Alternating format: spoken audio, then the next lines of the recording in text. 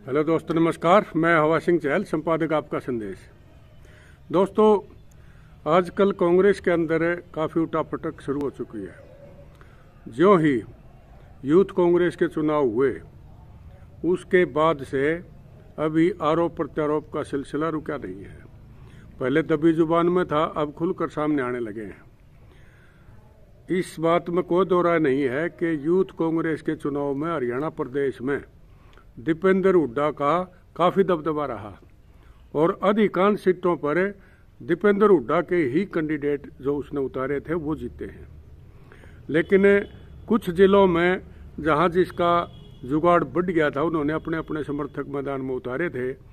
और इसी कड़ी में खासकर कैथल जिले का मामला मैं बताऊं। कैथल जिले में एक चुनाव में धांधली का आरोप लगा है, तो इसके बारे में भी मैं पूरी डिटेल में आपको बताऊंगा। अभी मैं कुछ ये आपको बताता हूं कि हरियाणा में कांग्रेस में सब कुछ ठीक नहीं चल रहा। 7 साल से संगठन के चुनाव अटके हुए हैं और विस्तार अभी नहीं हो पाया है।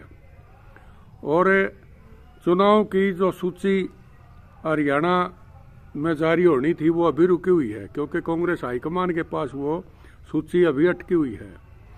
तो दीपेंद्र हुड्डा के जो ही समर्थक ज़्यादा जीते, तो अब ये दबाव बढ़ना शुरू हो गया है कि संगठन के जो चुनाव हैं वो भी चुनाव से ही भरे जाएं। तो इसमें नेता प्रतिपक्ष भूपेंद्र सिंह हुड्डा संगठनात्मक चुनाव के विस्तार की सूची जारी करने से पहले चाहते हैं कि ब्लॉक व जिला स्तर के सभी पदाधिकारियों के चुनाव करवाए जाएं और उसके बाद हाईकमान की ओर से थोपे न जाएं। उसके बाद ही पूरा चुनाव माना जाना चाहिए और वही होना चाहिए। अब इसी कारण से सभी कांग्रेसी खेमे के नेता अपने अपने क्षेत्रों में अपने अपने चहेतों को पदाधिकारी बनाने के लिए सदस्यता अभियान में जुटे हुए हैं और अधिक से अधिक सदस्य बनाने पर जोर दे रहे हैं, क्योंकि अगर डेलीगेट ज़्यादा होंगे तो उनके वोट भी ज़्यादा होंगे। और हुड्डा का कहना है कि इससे काम करने और ज़्यादा जनाधार बनाने वाले कार्यकर्ताओं का मनोबल बढ़ेगा और पार्टी को मजबूती मिलेगी। कैथल के युवा चुनाव में नाम न लेकर जेपी का जो बेटा विकास हारण है, जो कि जिला प्रधान का चुनाव में कैंडिडेट था, वो हार गया था। उन्होंने अपनी हार का जो ठिकरा है वो चुनाव में धांधली होने का नाम लेकर फोड़ दिया है। और नाम न लेकर स्पष्ट उन्होंने कहा है कि एक बड़ा नेता, यानी कि उनका सीधा सीधा मतलब था कि दीपेंद्र हुड्डा ने उनका साथ नहीं दिया और वहाँ पर रणदीप सुरजेवाला ने उनकी हार करवा दी।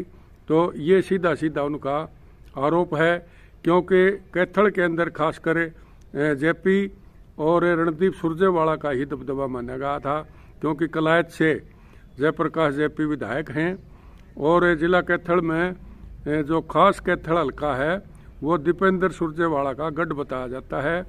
लेकिन उनमें भी चुनाव में वहाँ पर कहीं न कहीं धांधली का आरोप लगा है।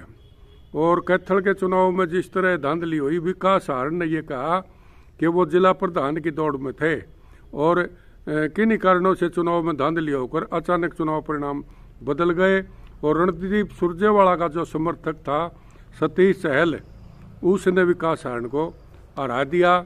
तो इस तरह ये खुल्लम खुल्ला उन्होंने आरोप लगाया है। और इधर भिवानी में भी किरण चौधरी की बजाय दीपेंद्र हुड्डा समर्थकों का दबदबा रहा है। इस हार में भी कुलदीप बिश्नोई की बजाय सलजा और दीपेंद्र के समर्थक जीते हैं और मिला जुला असर रहा। कैथल में ज़्यादातर रणदीप सुरजेवाला समर्थक जीते, जबकि कलायत का हल्का प्रधान जो सुमित है वो रणदीप हुड्डा के खेमे का है और उसका ही सपोर्ट उसको मिला था। दक्षिण हरियाणा में ज़्यादातर दीपेंद्र हुड्डा समर्थकों को बढ़त मिली और जिला सिरसा में परिणाम मिले जुले रहे।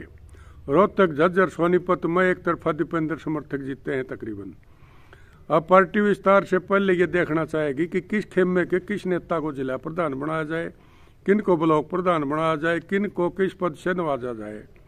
इसीलिए भूपेंद्र हुड्डा कहना है कि पूरे संगठन के चुनाव में वोटिंग के आधार पर ही वो पदाधिकारी चुने जाएं, ताकि ये आरोप ही ना लगे कि किसी को ऊपर से थोपा गया है।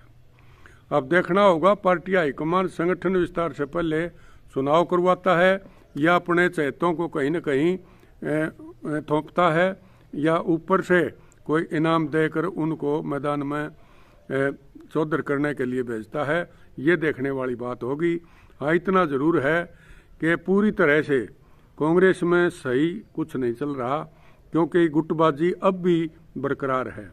इसी प्रकार जो इलाहाबाद का चुनाव था उसके बाद मुख्य रूप से सारे अपने अपने दावे प्रस्तुत कर रहे हैं, और उधर जो कैंडिडेट था वहाँ उसने तो साफ तौर पर बेनीवाल ने कहा है कि खुद शैलजा ने ही साथ नहीं दिया। तो ये इस तरह के आरोप प्रत्यारोप ये लग रहे हैं, क्योंकि और हुड्डा साहब ने ये कहा है कि इसने तो खुद चुनाव लड़ने में पूरी दिलचस्पी नहीं दिखाई। तो भरत सिंह बेनीवाल का भी नाम उसमें आया था, इन्होंने मदद नहीं करी। तो ये तो देखना है वे पार्टी का वोट गया कहाँ। ये तो एक जांच का विषय है, पार्टी अपने लेवल पर जांच करती रहती है, लेकिन होता कुछ नहीं है। अब कई कारण इसके माने जाते हैं, ये राजनीतिक मामले हैं, और ऐसे राजनीतिक मामलों में कई बार ऐसा होता है कि बड़े दुश्मन को हराने के लिए छोटे दुश्मन को भी सपोर्ट करना पड़ जाता है। हो सकता है इसी कड़ी में कुछ वोट खिसक के उधर गया हो, लेकिन वो दोनों तरफ गया है, क्योंकि जीत का अंतर यही बताता है।